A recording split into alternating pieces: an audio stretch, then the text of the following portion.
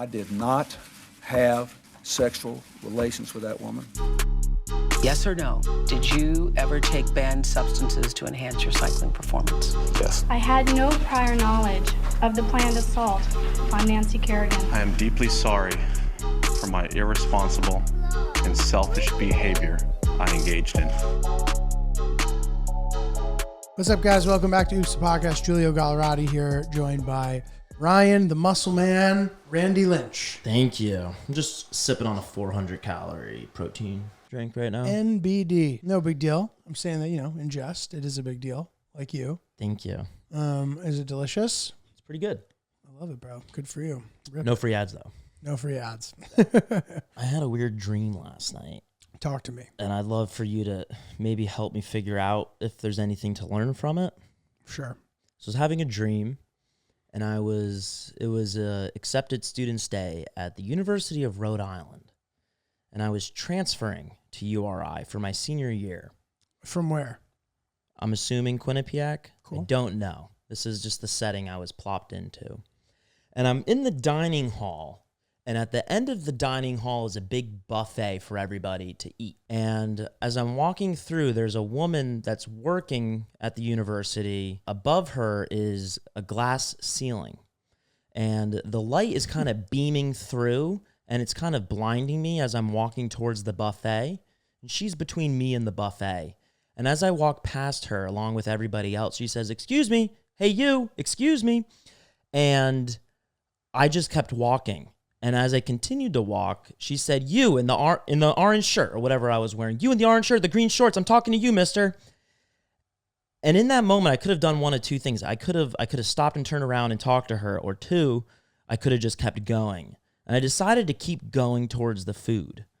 She ended up touching my shoulder, and she confronted me, and she said, "Why didn't you turn around when I was talking to you?" And I didn't really say anything, and then I kind of woke up.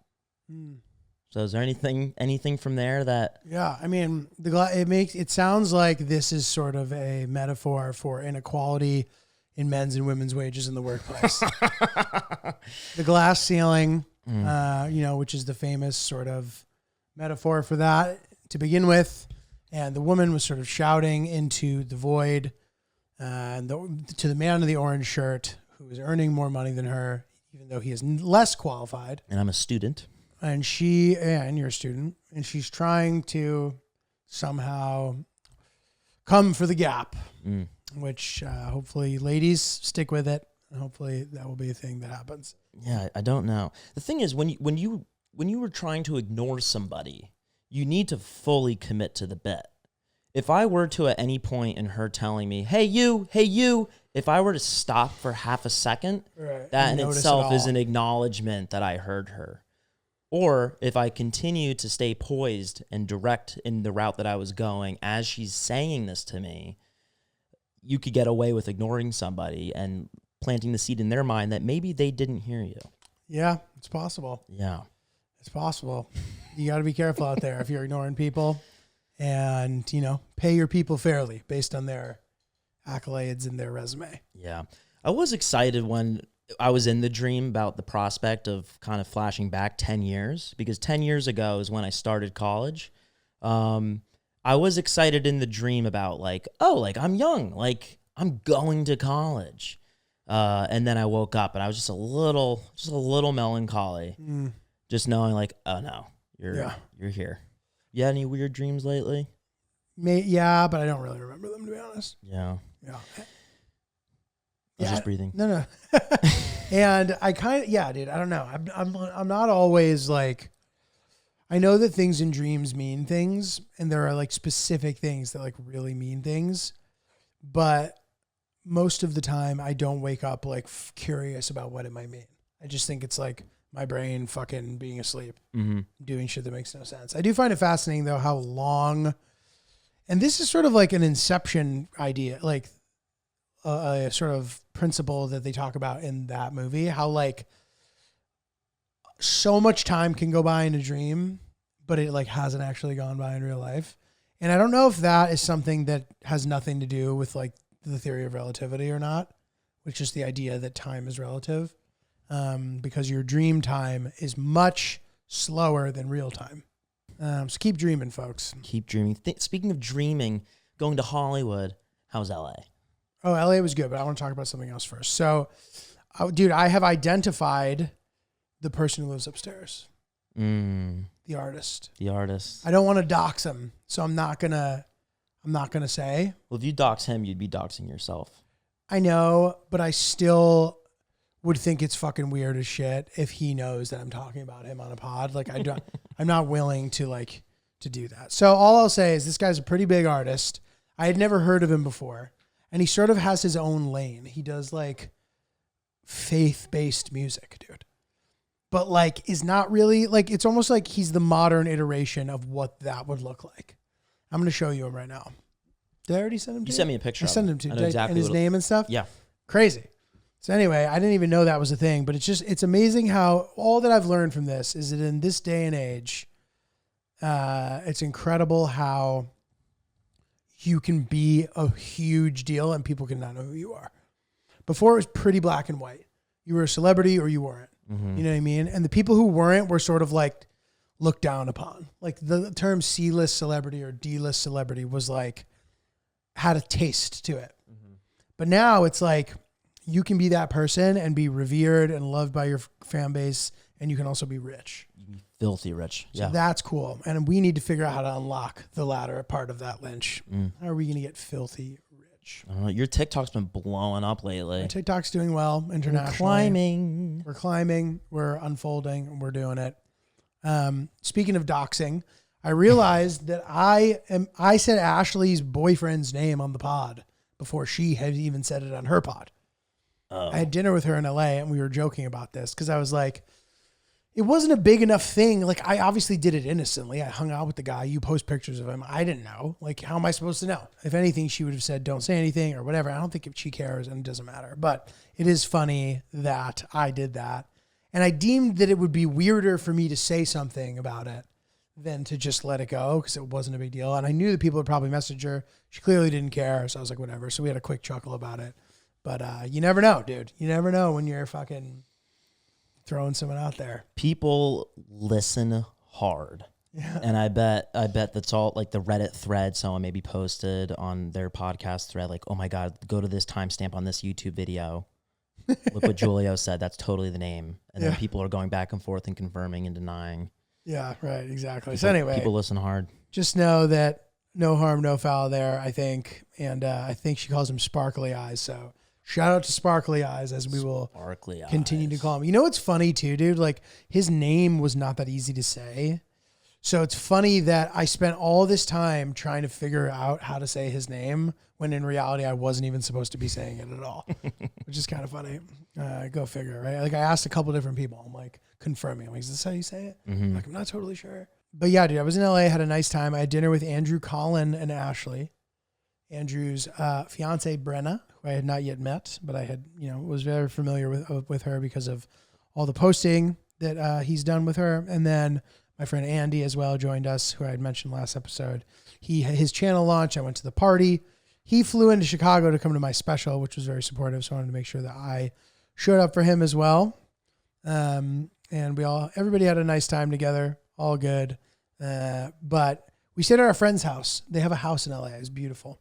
And it's another, there's always that sort of discussion where when New York people go anywhere else, they see the quality of life and they kind of are like, fuck, what am I doing with my life? You know what I mean? Mm-hmm. So, this for sure applies in this scenario.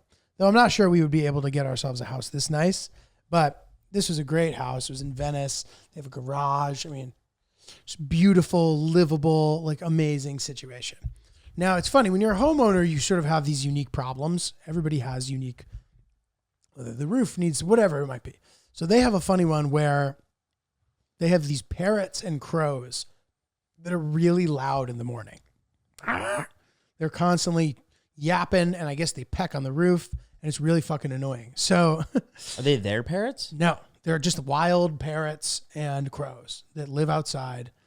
So my friend, he has this like water pellet gun that he shoots them with that like doesn't hurt them, but like gets them away, which is like hilarious, dude.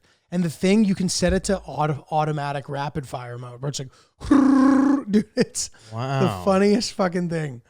I didn't know there were wild parrots. I didn't either. I mean, I knew that there were, but I didn't know there were in LA. Wow, I'd love to like look out my window and see my neighbors shooting at birds like that. Dude, it's so funny. I'm like, and then like, Wow. apparently he had a face off with one on the roof. He like climbed up to the roof. It was pecking on some shit. They looked at each other. Starts fucking firing on the thing. I'm like, dude, that is so fucking funny. But yeah, it reminds me that like being a homeowner is difficult. You know what I mean? And I know that there's value there a lot of the time, depending on, you know, what's going on with interest rates, blah, blah, blah, blah, blah. But there is a world where you can preserve and create a lot of wealth by having a house, but there's a lot of upkeep to keep a house surviving with the elements. Mm-hmm. And I imagine the first time that you were a homeowner, it must be a big learning curve to learn all these different things you need to do, you know? Yeah. I feel like growing up every single weekend when the weather was like manageable enough, my dad had some sort of maintenance task. Totally. Around the house. You feel the same way about Big G? Yeah, definitely. And Big G mowed his own lawn, mows his own lawn.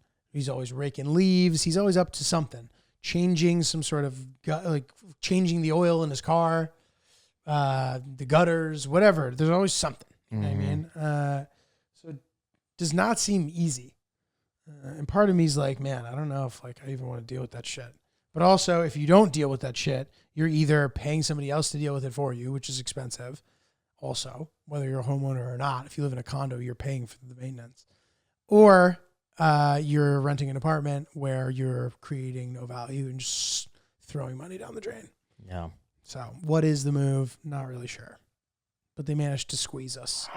Dude, it is hot, and this is a walking city. And in New York City, if you are not prepared with the proper undergarments, you will have a difficult time enjoying your summer. And that is why I feel very grateful that we are partnered with MeUndies. Thank God. Thank God, dude. Because if you're not wearing MeUndies, it could be a real bad time real quick. Yeah, and I know that, you know, all over the country, there's sort of like unprecedented heat waves and stuff. So I think more than ever, it's important to have comfortable underwear no matter where you live. And that's why MeUndies really got you covered. And we've talked about this before, but all styles, no matter what your sort of where you lean as far as your underwear comfort, whether it's briefs, boxer briefs, having the ball caddy in front, a jock strap, thongs, all different designs, men and women, everything you could possibly need.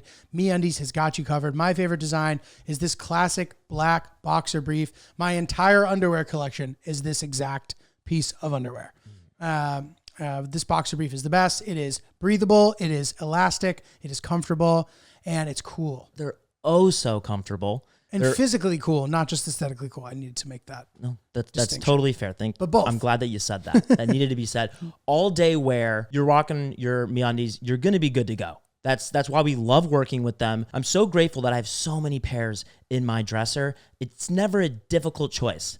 Going with MeUndies 10 out of 10 times. Your arsenal is incomplete without MeUndies. So, summer's coming. Be prepared with MeUndies. Get 20% off of your first order plus free shipping at MeUndies.com/OopsPodcast. That's MeUndies.com/OopsPodcast for 20% off plus free shipping. MeUndies, comfort from the outside in. We're staying with these friends. I'm trying to be a good house guest, right? Like, one thing that always gives me anxiety is when I'm staying with other people, I want to make sure that they don't, when I leave, they're not like, poof, that's a lot. Like having guests. I mean, that happens anyway. Even if you're the best guest, sometimes people are relieved to have their space back, whatever. So I'm always aware of that, and I don't like the idea of it. Now, the first night that I was there, they had other friends staying there. So I was staying in sort of the side room. Hillary wasn't even there yet, so she came the next day. And these are like her friends first, which takes a little bit of pressure off of me because the ship sort of sinks or sails with her in this scenario. As long as I'm like tolerable, she will make sure she understands how to make things better, right? Since this is like one of her best friends, which makes it easier. But so I'm sleeping in the side room the first night. The friends are there. We're sharing a bathroom. I'm afraid of like bumping into them. I'm kind of like, okay, I don't want to like see them in the middle of the night. Like, it's weird. And I know the one friend, but I'm just kind of like, I don't know. You know what I mean? Then we move into the big boy room. I'm trying to provide my value as a guest. So I go out to get coffees for everyone one morning. He's like, why don't I make coffee? I'm like, no, dude, let me go get some. He's like, all right, cool. He's like, I take iced coffee with a little bit of cream. I'm like, great. I order coffees for everybody. I get one for me. I get one for, I think for Hillary, but maybe I forget why I wasn't getting one for either his girl or mine, but I was ordering 3 coffees. So it's 2 with oat milk, 1 with cream. I get them in the thing. I get back, and as I'm closing the car, these big coffee trays, hard to hold with one hand. I put them on the hood of my rental car, and the one with cream just spills everywhere. Spills out completely, gets all over the car, spills onto the sidewalk. So at this point, it would be crazy for me to drive. It took a while to go get these coffees, and I had to drive, park. So I'm like, all right, we don't have that much time. I'm just going to offer him some of mine, and hopefully it'll be all good. So I go in, I explain, but I still feel like kind of a fucking turkey at this point. Oh, yours fell. Dude. Yours fell, dude. I know it's fine. He's like, oh, it's fine. I was like, have some of mine. He's like, no. He's like, well, maybe just I'm like, dude, split it with me. Not even just to, like, here, I pour half of mine out. We're drinking. He has the oat milk one. It's not how we wanted it, but it's fine. He'll drink, it's fine. It's all good. But now, it's just kind of a bummer. So I set out to try to do a value adding task. And instead I've actually gone backward because he was expecting this nice thing and now he didn't get it at all. He could have made some for himself. There was other ways where he could have done it more efficiently. So the next day I go back to get more coffee, and how much pressure I felt carrying back the tray was wild, bro. I was like, I cannot do this again. I cannot. So I even was like experimenting with how to hold the thing properly because clearly it wasn't. So I landed on holding it from the little bulb in the middle. If you know the one, the styrofoam, hold it from the bulb in the middle. I was so slow. I wanted to make sure I did not. And I also wanted to make sure I was there for when he woke up because he has it when he wakes up, I think. And I was like, I need to make sure that he has his coffee the way he wants it. So he's not making concessions so that I can do a good deed for him to feel good about myself, because that's not the point of this, right? So a lot went into this, but I landed with the coffees and delivered them. And I think I provided a bit of value. And how was his reaction? Positive. Good. Yeah. Nice. He was like, ooh. Yep. Ooh. Oh, gee, thanks. Ooh. Yeah, kind of solid. That's really solid. So, Good. How much did it eat you up the night before? When did you decide that you were going to go get coffee the next day? It was bothering me pretty significantly the entire time.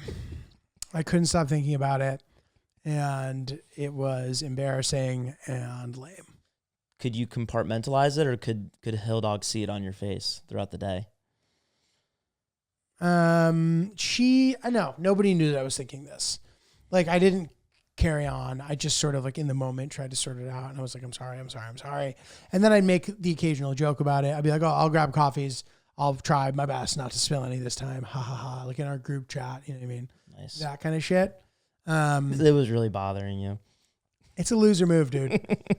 It's a loser move. It's okay. Why do they have to be like, oh, it's okay? It's okay. Like, why are we in a position where now I'm being comforted instead of just completing the task that I set out to complete? Because you felt bad, and it's not that big a deal at the end of the day. And they don't want you to be more upset than you need to be. Yeah, it's not a big deal, but try to provide value as a house guest. This is why I like to stay in hotels typically, but the plan was to go and stay with them, and it was a great stay. And in LA is uniquely one of the LA is uniquely situated for staying at people's houses. People tend to have houses. They tend to have like good, comfortable places for their guests to stay, especially if they have a house, they have guest houses. Like there's a lot of situations like that out there. So it turns into a place where it does make sense to crash with friends. But still, and people even envision having guests when they move into their house. They're like, oh, we wanted this. But it also can turn out to be one of those careful what you wish for situations when you have guests, because suddenly they're doing stuff you don't like. They're putting their bare feet up on your table. Whatever they're doing, people can get too comfortable. And you got to try not to. So I get that. Do you guys have any rules for this home? What do you mean? Like we have a shoes off rule. We don't really have a shoes off rule. I guess, though, I ultimately prefer for people to take their shoes off, but we don't have like a rule per se. If that makes sense. Yeah. We have a shoes off rule. I think it's good. We think our apartment's on the smaller side, so like we really use every inch of it. Victoria was put in a tough position once where she had to sit me down and tell me to never let this happen again. We had my friends. They're her friends too, but they're my friends first. So she goes the to ship you sinks and sails with Lynch. based off of me. So we all come back to my apartment after like spending a day out in Brooklyn, gallivanting, Brooklyning, and everyone's walking in with their sneakers on, and then everyone kind of sat and wasn't moving, and so I decided not to say anything, and then people kept walking around, and then Victoria noticed that everyone's shoes were still on, and so then she said, "Hey guys, do you guys mind taking your shoes off?" And everyone was like, "Sure, absolutely." And so after they left, Victoria said to me, "I know they were chill about it, but I'm the one that looks like the bad guy enforcing this rule. That's true. our rule, and That's they're true. your friends. You're the one that should be setting those expectations, not me." And so, Why did you not say anything? I guess I forgot for a moment, and at the moment when I realized, I felt like at this point, it doesn't matter. We're going to have to vacuum and mop anyway. Right. And so that wasn't cool, and hasn't happened since. Nice, But Lynch. I remember the very first time I met you, Francis, and Chris. We went to Francis's, and he has a no-shoe rule, right? I think so, yeah. I think so. I don't think it's unspoken, but I walked in there, and I took Chris's lead. And so I said, because we were hanging out upstairs, and the studio was downstairs, and we were hanging out upstairs before we recorded, as we typically did, and I'm wearing my sneakers. And when you walk into a home, you usually see like a shoe rack or you see shoes by the front door. I saw shoes by the front door, so I wanted to take my shoes off, but they were tightly laced. And I saw Chris, my liaison, walking in with his sneakers on. So I asked him, I said, should I take my shoes off, or like, can I keep them on? Like, what's the rule? And he's like, you're fine. And then I walk in and we're sitting down on the couch and I'm meeting you guys for the first time. You didn't show up yet. You finally come, you take your shoes off. And then you might have made a comment like, "Oh, I got," like, you just like, "Oh," like, as in like, "Oh, I forgot to take my shoes off. Let me take my shoes off." And I felt terrible because I'm sitting on their couch on like their carpet with my sneakers. And I think like a year later, I told Chris about that because I didn't know at the time, but I felt so bad. I had the sneakers on, I think the entire time I hung out. And you were just panicking. I was like, oh Like, my oh my God. God, this is a bad first impression. They're going to see the shoes and be like, fuck this guy. Yeah. Dude, Yeah. completely understandable. 100%. But all good. All good. Completely all good. Yeah, I think that it's funny. We don't really have a shoe rule, but the more that I think about it, like New York City in particular is a good place to have it because everybody's constantly walking around the streets, which is different than somewhere else. You know what I mean? Now, we do have cleaning people come every few weeks. So, like, I guess in theory, like whatever. And I like the idea of not being a no-shoe house because to your point, it can just, and to Victoria's point, it can feel a little like shoes off, like, you know what I mean? It can feel a little rigid, but it does sort of keep things clean. And I like to walk around in my socks or barefoot or whatever. So maybe we will do a shoes off sitch. Yeah. Japanese style, Yeah. you know? Yeah. Vic mops and vacuums all the time. Yeah, So no. our place is always spotless. Yeah, that's great. It's a perk. Like her OCD is a perk for me. It's really nice. And she does, yeah, I think we've talked about this. In her free time, she does that, but it's great. We have a little, but not in this sort of detail. No, that's it. It's just, I mean, when she's stressed out, she cleans. Like when I'm stressed out, I like go to the gym or like go on my computer and read stuff. When she's stressed That's out, a really she helpful she way to deal with stress, Lynch. what? That's great. You just go read. On Reddit, It's nice. like karma stuff, r/karma. I was on Reddit /karma. I was on Reddit the other day. Reddit's such a toxic place, but So funny. I followed the Williamsburg Reddit, just so I'm in the loop on like anything that's going on. And it's very active. And a couple weeks ago, somebody posted a photo of a city bike dock right by my apartment. There were all the bikes filled, all the docks were full. There was one open slot. There was a guy standing in front of the slot with his arms crossed. A person posted on Reddit saying that he was blocking her from parking her bike because he was saving the spot for his date. Oh, that's fucked up. And so the photo is of the guy from the perspective of the cyclist. And in the post, she in detail talks about how she says, "Hey, I need to park here." And he said, "We have a reservation and we're not going to miss it." And I'm assuming there's a fancy restaurant by my apartment. I'm assuming I knew which one he was holding the spot for. And so I was looking at the Reddit thread, And people were saying like, you should threaten, you should say that you're going to put the bike in the dock, whether he's in front of it or not. Other people were, just saying the most nasty things. I live right by that. So I decided to walk down to the restaurant that he was at. And he was luckily... Just to get the specific details? No. This guy got away with it. This guy got away with it because the person posted it after the fact. And so she would have said he eventually moved. She said, no, shout out to this asshole. Mm-hmm. So he won. She post a picture of him? Yeah. Oh, wow. The post has been deleted since, but I have, you can still like access the comments and stuff after something's deleted. Regardless, I knew what he looked like and I live right there. So I left my apartment because it was posted maybe 45 minutes. It was like 45. Oh, wow. That happened it happened within the hour. So you were up to date on it. It was just a coincidence, or were you looking for stuff in your neighborhood? It was a coincidence. I opened up crazy, Reddit. crazy. I opened up Reddit. This happened within an hour. This is great. And so I was like, I could maybe do something about this. Yeah. And so I leave my apartment. I walk down to the city bike station. Hopefully, like he's like coming back. He's not there. All the bikes are. He's not there. I walk down to the restaurant, and this particular restaurant, there's a lot of seating by windows. And I was going to test my luck. If he's on a date, most of the two-seaters are in the perimeter of the restaurant, facing the windows. I walk past the first side, I don't see him. I walk by the front door side, I see him facing the window. Stop. I walk past, I just like catch my bearings. I'm like, yep, that was him. I confirm. I turn back around. I stand in front of the window, which is open, and I look at him and I point at him. And he doesn't notice for a few seconds. And after about like 5 seconds, and I did this. I said, Stop. I gave him a finger wag. Stop. And I did this with my head. I didn't mouth anything because that's a threat. I just did. What did he do? And he was just like. Did the girl see him do that? His date turned around too. And I kept doing it. I wanted her to see me do that.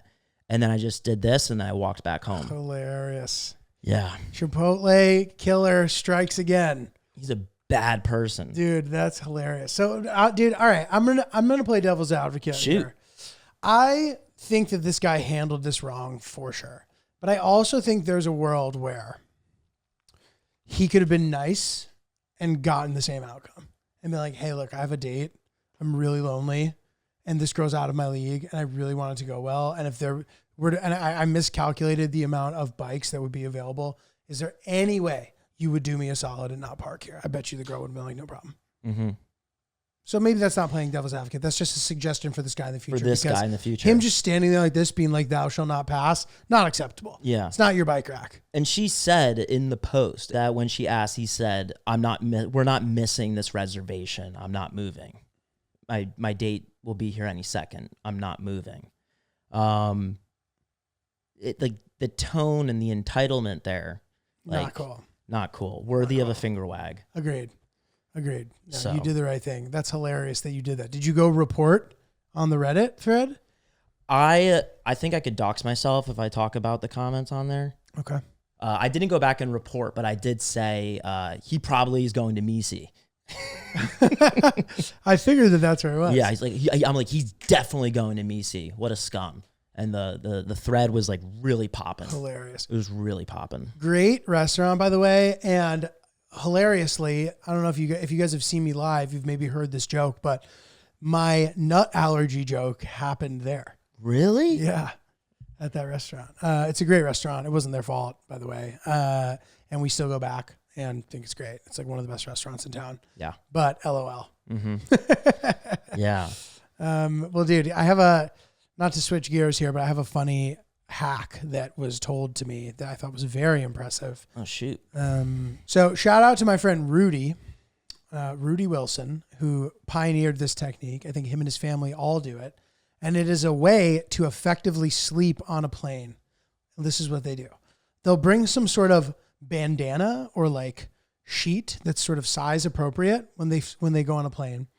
They will tie it around the back of the seat and have enough room in Slack where they can rest their eyes on it and also fully rest their head forward.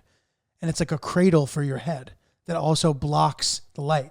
So picture this, like, and it like catches you.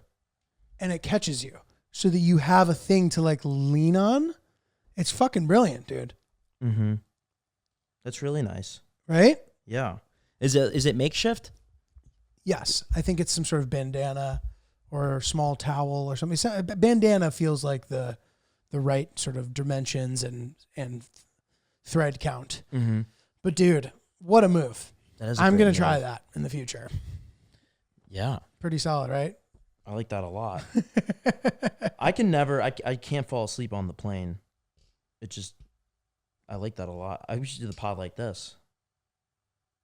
There's a great old Louis. Yeah. Also funny. There's a great old Louis Say joke. it one more time because I was. There's a great joke that Louis C.K. did when he was like in his late 20s, talking about how he wants to make sure that his car's horn is on the center of the steering wheel, because if you ever die in a car accident, you could always do. So. Nice. Dude, so some guy sat next to me, and this guy is an actor. I've seen him in shit. I don't know what he was in. I was sitting in Comfort Plus because I don't want it to seem like this is a humble brag that I was sitting in first. This guy, I don't know who he is, but I've seen him in shit. He's sort of like a heavier set guy, maybe Hispanic, not totally sure. I'm trying to like figure out, like, little mustache. He might be a stand-up. I don't know. I couldn't pin him. But he said something very funny when he sat down next to me. I was sitting in the window. I was there first. He sits down. He looks at me. He goes, "You're not the hot blonde I was hoping for." Dude, what a line. I thought that was pretty funny. And dude, it was a daytime flight, and I wanted to have my window open because I like being able to look out the window, especially when it's like bumpy and shit. It's like just nice for me. But it was really bright. So I started with the window open so that people would be used to it in theory. And then the guy in front of me kind of like looked back, and I was like, "Fuck you." And I tried my best to sort of like close it enough where I could kind of see versus not. But then it was kind of shining in the guy's face next to me. And I was like, I'm just going to close the window. Did I do the right thing? Yeah, you did. It's annoying, but it's just kind of like, if everybody's windows are closed, maybe it's for a reason. I don't know. You did, because it's not about you there. It's right. But it wasn't like really shining in it, but like he was spotlit. Mm-hmm. And I was trying to be a nice seatmate. Like he couldn't figure out how to, like all the TVs were fucked up. Like they were like acting as if we were continuously pressing the screen. It was like the brackets were coming down and going away, coming down, going away. Like his shit was doing all sorts of crazy shit. So his light was on for no reason. He couldn't figure out how to turn it off. I like showed him, I was trying to show that I was a team player. But I eventually ended up closing the window. Yeah, the guy with the light beaming in his face, he has the luxury of playing that up as much as he wants. Right. To make you feel bad. So it's a lost cause. He was pretty cool about it. He initially put a sleep mask over his face, which I think he may have done anyway. And I'm like, all right, well, he's sleep masking, so it doesn't matter. Then he took it off, and I was like, all right, whatever. I end up. But I still kind of stand by reclining, especially on a long one. And sometimes I'll look back at the person behind me and be like, I'm gonna. And they appreciate that, but I don't always, because it can be just kind of extra. Mm-hmm. And I did not in this situation, but I just kind of gently, I look back to make sure he wasn't like leaning forward or his computer wasn't, you know what I mean? Trying to be a team player. You got to try to be a team player, but they really pack us in on these flights, dude. There's not really anything you can really do. Yeah. How are you feeling? Are you in day 1 or 2 of 14 by yourself at the place? Oh man. I feel like we should do some check-ins over the next couple episodes. Mental health checks. Agreed. So it's funny. So first thing I'll say, I left before Hill Dog left. And then when Hill Dog left, she didn't know. I guess I have been so on top of the climate control in the apartment that she doesn't even know how to turn it on and off. So she just left it on for like 2 straight days.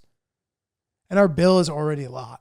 So I was like joking with my buddy whose house I was staying with in LA. And he's like, oh dude, he's like, I would be fully spiraling if I were you. Does the outside temperature influence the bill at all? Or is it only because we're more likely to have it on?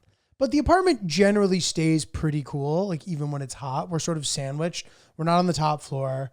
So like it can stay cool for a bit, but it gets hot and then we need to turn on the AC. But the fact that it was on for like 48 straight hours, when I got home, I immediately sent her a screenshot of how to do it.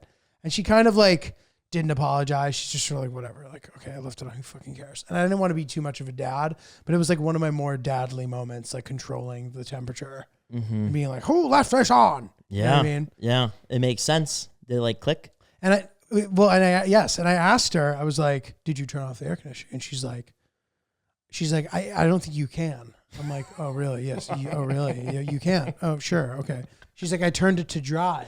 I'm like, all right, well, dry is still air. It is on. Fortunately, it was only on in the back, which I suspect is less powerful than in the main area, because the main area is for the bigger part of the apartment.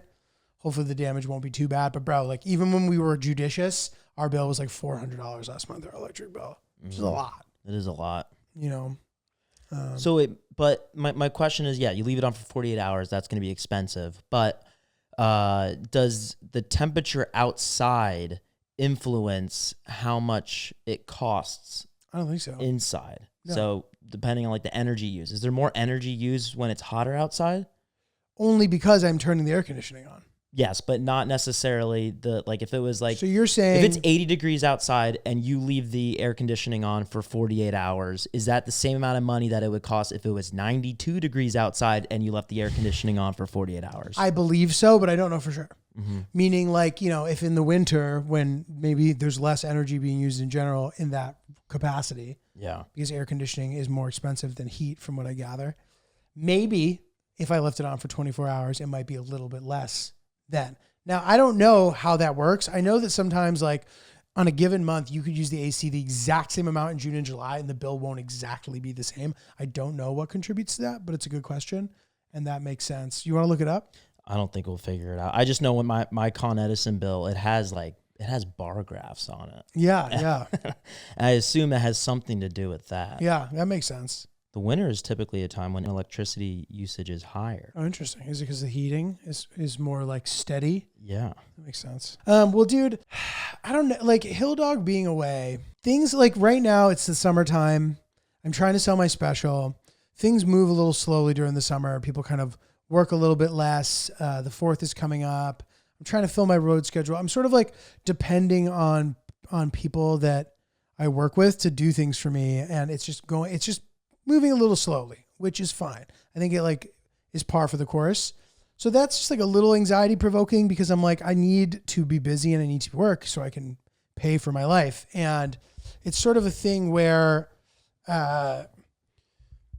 being alone during those kind of times is not that fun, where you're like busy trying to be busy, which is like a unique thing. So I'm kind of like trying to be creative and think of ways for myself to stay working, stay busy. Some of the things that sort of I can't specifically predict, meaning like others are in charge of handing it to me, being like, oh, hey, come do these shows with me or whatever. That like isn't happening right now, like for whatever reason. I'm not getting some of those looks that I have maybe previously gotten. So I'm in a place where I'm trying to like be nimble and figure out how I'm going to keep everything that I'm doing cooking. You know what I mean? If there's a bit of like a slow couple weeks. And it's not that fun to do that with no one around. Where it's like all work, no play mode, as opposed to enjoying the summer because I can mode, you know? So in my head, it's like, it would be nice to, cause even Big G wants to do this Alaska trip with me. And I tried to explain to him, he's like, oh, I got your flight. I'm like, okay. So that means that I will incur other expenses on this trip, hotels, whatever else that we're doing, which is fine. And he would probably just end up paying for me, but I'm prepared to have to spend money on going on this trip. And I'm also away killing any momentum that I desperately need for my business. Opportunity cost. I'm like, I can't do that. I want to, but I just can't. And I know that at the end of the year, I'm getting married and there'll be some trips that come with that.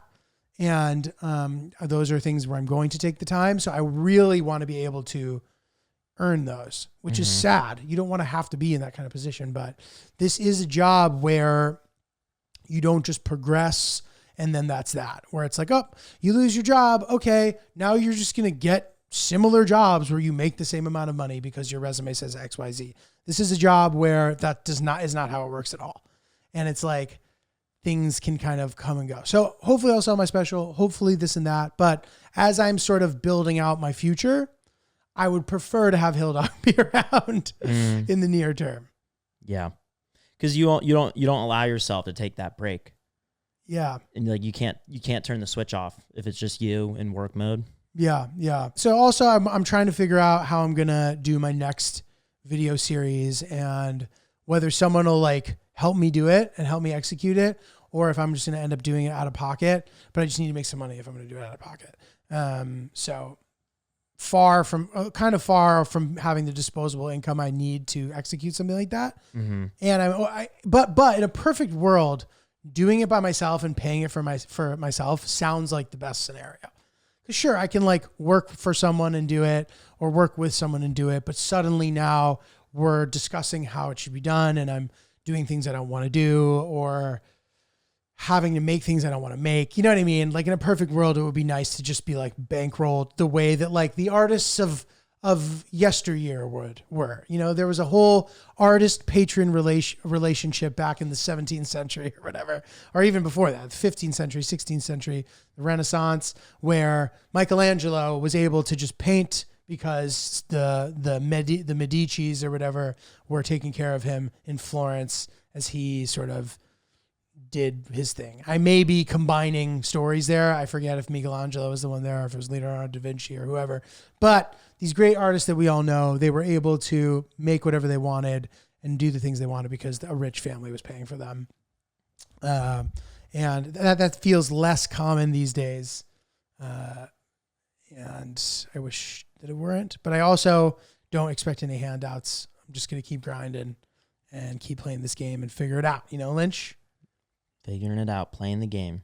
Are you in the midst of a solo dolo stint as well? I'm doing half the gig that you're doing. 1 full week. Okay. I am in day 2. Very nice. And I'm doing okay. Awesome. I'm doing better in day 2 than I've done in day 2 the last 2 times that Vic's been gone for 7 days. Nice. I feel good. I have a lot of structure for my week. Great. I have a lot of things scripted out and ready to be executed.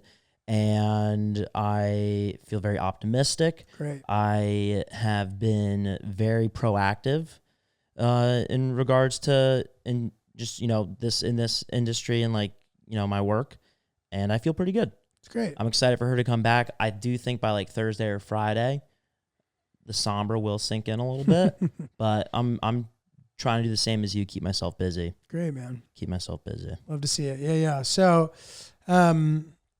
I have decided to cut a bit into all of this because I'm not sure I can take it being alone without her for this long. So we did a couple of tricks and adjustments to try to sort of limit the burden of having to be away from each other, which sounds so dramatic. But I was I went to Portland on a Tuesday, and then I stayed in LA through Sunday and came back Monday. So that's a week. And the plan originally was that on Saturday morning, I was going to fly back to New York. I'd be back Saturday night.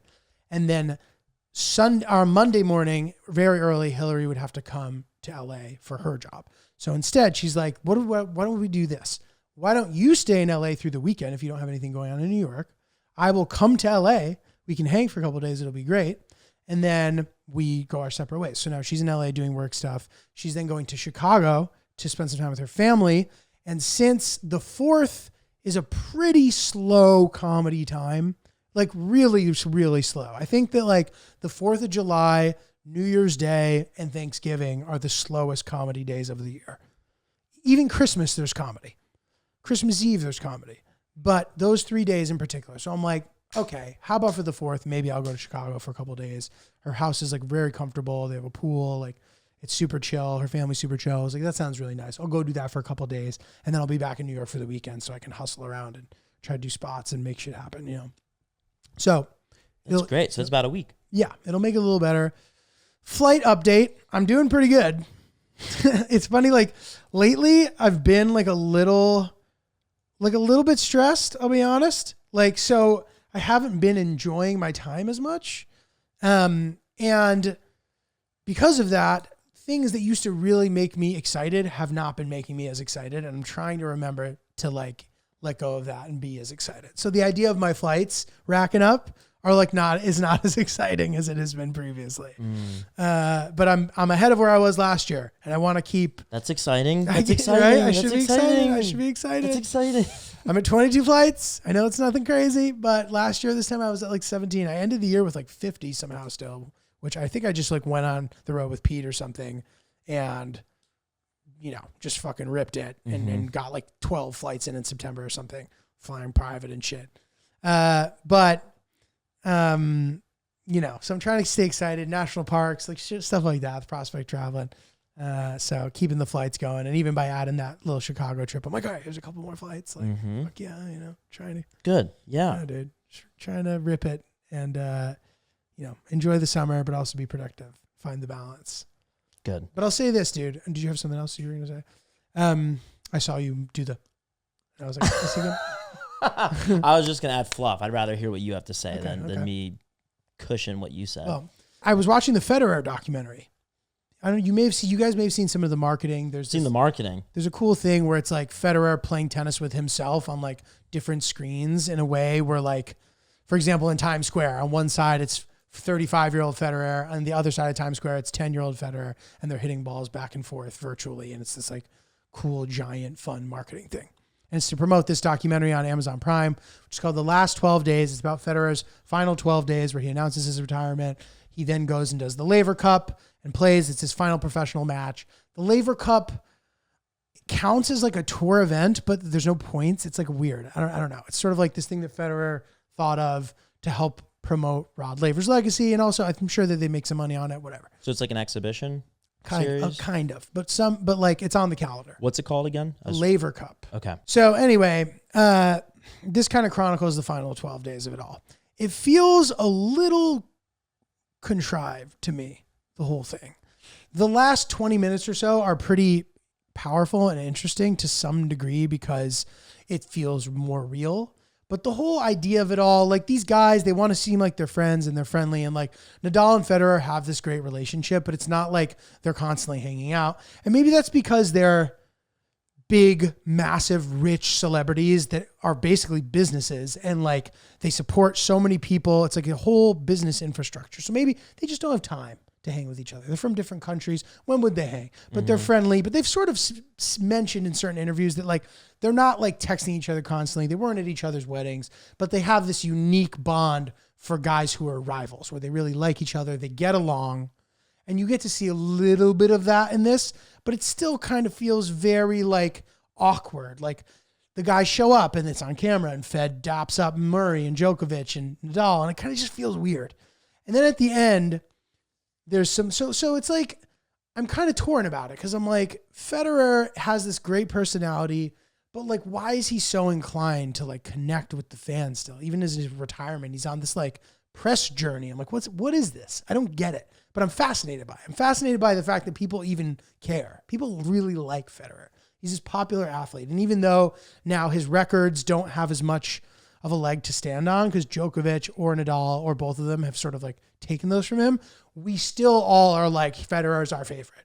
He's the most beautiful tennis player, the way he played, blah, blah, blah, blah, blah. So it's weird to see the balance between like, I'm like, this feels contrived, but also I'm like fascinated by the idea of it and why anybody even cares and why like, all right, Fed's going to have this great grand send off and everybody's going to come and it's going to be a thing. Like, doesn't that feel like weird? It's almost like saying you're going to retire at the end of the season and then going on every game, you get a standing ovation. It feels like selfish. Yeah. But tennis is a selfish sport. It's only one player. So I guess you can do that. I don't know. I don't know. Baseball, they do that. They do. Derek Jeter and Mariano Rivera they announced their retirement before their final season, and every away stadium that they went to, they were given gifts. Wow. By the teams. Wow. Personal gifts. And yeah, it made it a real, like a thing. I guess it's nice, right? There's two ways of doing it. You do that. You have your farewell tour. You get your roses. Mm-hmm. Or you don't say anything and then you retire at the end of a game that somebody didn't think was your last. Right. What would you do? I don't know, dude. I don't know what I would do, but like even back to this Laver Cup thing. So they do all this press where like, it's like the Ryder Cup of tennis, Laver Cup, Europe versus the rest of the world. And I forget if Ryder Cup is America versus the rest of the world or how it's set up, but it doesn't matter. So for this, it's like the European team and then the rest of the world team, because most of the dominant tennis players tend to have been from Europe for many years for the most part, besides Sampras, Agassi, whatever, McEnroe. For the past like 25 years at least, Europe has been extremely dominant. So they get together, they do all these press ops, everybody takes pictures. It's like the year, and it feels weird. A lot of these guys aren't friends, they're trying to beat each other constantly. But they piece it together to be gentlemen. And Fed even mentions in it, he's like, I think that him and Nadal being such gentlemen has made the locker room a better place these days because people see the value and how that can be a nice thing. So the locker rooms are more social than they've been in the past, even though these guys are trying to beat each other and take things from each other. It's still pleasant, which there's something nice about that. Anyway, there's two things that really stick out. If you guys give it a watch. It felt a little, like I said, contrived and dull, but there are two things that really stand out to me. One in particular, the end, Federer is saying goodbye. He's giving a speech. Bro, everybody's crying. So it's not just Federer who's crying. Nadal is like sobbing. Djokovic starts crying. Federer says something very personal to him, which he doesn't tell us what it is. And then Djokovic just starts crying. And all these guys are standing there crying. It's so weird. And, Fed maybe even sort of didn't like Djokovic younger in their career. It's very complicated. And then you see in the locker room after, and Nadal's still crying in the locker room. Federer has now gotten it together, and Nadal is still crying. It's like that like Magic Johnson, Larry Bird thing where it's like once your rival is gone, like you sort of lose your ability to even go on. So who knows if Fed and Nadal will have this like great friendship as things move on. Who knows? But I found that to be crazy. And also hearing each of them swear. I've never heard any of them swear because you're never hearing them talk behind the scenes. Tennis has been bad about that always, about like having good BTS programming. So you hear Federer, Nadal, and Djokovic all swear in this documentary, which is crazy. Nadal's like I'm like, whoa. Like, is that really like rash? Dude, it's wild. Like even hearing them talking shit in the locker room about this one guy who like was groaning for too long to try to fuck with Nadal. The other guy defending him, Nadal is like, dude, it's super cool. For that brief moment, you do see it, but the rest of the time it's like, oh, the camera's running. We have an appearance to maintain. Let's do it. But there is something profound about an athlete retiring. Like, Federer's old coach says this, and I've never heard this quote before, but it's so true. He's like, an athlete dies twice. I get it. Right? That's crazy. It's like that when you finally give up, you hang up your skates, you hang up your racket, whatever, and you're done, like you never get to live that again. And like, how do you go on? You know what I mean? It's like, you have to be reincarnated in some way. And a lot of these guys become big businessmen. They find other ways to do it, but like nothing's going to top holding that trophy up in the arena, bro. And maybe they'll say, oh, having kids. Okay, fine, whatever. But like, it is an interesting thing. And it makes me grateful that I'm a comedian and not an athlete. Cause you get to do this. I could do it till I fucking drop dead, dude. Hopefully that won't be anytime soon. So anyway, it's funny to give something a review where you're like, it was all right, but also it was really good. Really, really fascinating. And seeing Federer turn into this just like envoy of joy where he's just traveling around the world doing fun shit. Like he was in the studio with Coldplay shaking a fucking and I guess that's going to be on the album. And he posted that the other day. I'm like, what? Yeah, he gets to do that stuff now. I guess, yeah. And I've never seen, and he even says it in the video, he's like, I feel the responsibility to let the fans know that I'm not just going to disappear. Like I'm going to be around still. I love the game too much. And I'm like, oh, that's crazy. The idea that like you could be letting people down by going and living a private life. Like it's your life. You fully can go do that. But I'm like, this is all so fascinating, bro. Up until this point, his whole life is that. Right. Pleasing all these people. There's a chance he doesn't know any other way of living. He's been a professional tennis player for 25 years. Yeah. Going into this. And now he's been retired for a year or so, but just really, really fascinating shit, man. And now Nadal, it's no coincidence to me now that Nadal has barely even been able to manage to be able to play. And Nadal has always famously had insane injuries that he's like somehow been able to overcome, like career-ending injuries for most people, like throughout his entire career. How old is he now? Now he's 38. Wow. That's old in tennis years, right? Yeah. And Djokovic is like 37, but he is like the bionic man. Like he is like plant-based diet, blah, blah, blah. He's taking it to the next level. Like Federer and Nadal eat chips. Like, Djokovic doesn't. So anyway, Djokovic just had meniscus surgery, and that was like a week and a half ago, and he still might play Wimbledon. So Wimbledon is happening now. We'll see if he ended up playing, but because we recorded this a couple days before it started. But just to say. So anyway, so now Nadal is barely able to function and has barely played. And is it maybe because of the Fed being gone? Who knows? It's giving Where the Red Fern Grows. Remember that book?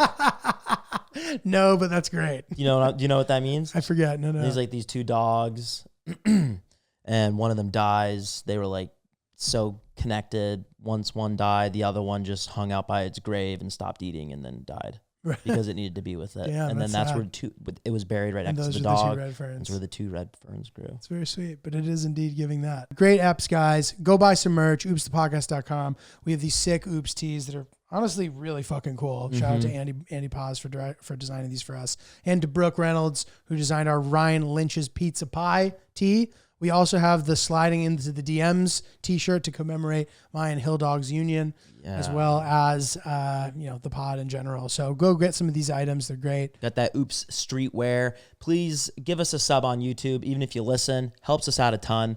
Leave a comment if you do watch the YouTube versions. We appreciate you guys. Send us emails at oopsthepodcast@gmail.com. He's at Not Julio. And come see me on the road the 18th of July at the Stand in New York City. That one's going to sell out, so get those tickets as soon as you can. Also, the Ice House in Pasadena, the 3rd of August. I think those will probably sell out too, so get those while you can. We might add a show if they go too quick. And then in St. Pete, 20th and 21st of September. Hopefully have more road dates coming. And go on my link in bio to get on my mailing list and to sort of see when I drop new videos, et cetera, et cetera. That is all for now. Oops, the podcast. We love you. Goodbye.